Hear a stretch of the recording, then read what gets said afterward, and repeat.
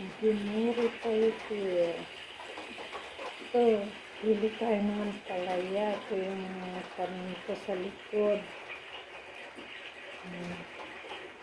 Ayan po. Ito ang ulam namin ngayon. With munggo.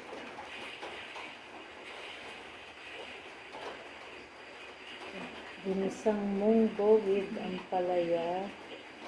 Ayan. Napapakinabangan ko yung tanim ko sa likod.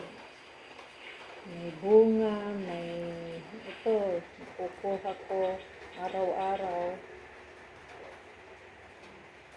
Ay, kuha ko pala ito kahapon. Bunga yung nakuha ko kanina.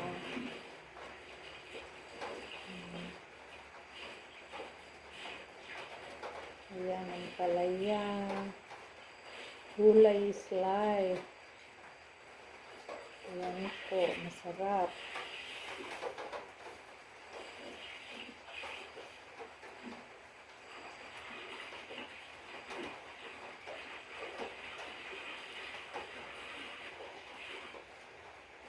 Yun lang.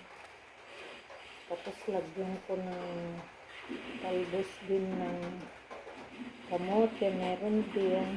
Lagay ko na. Sayang din. Paghaluin ko.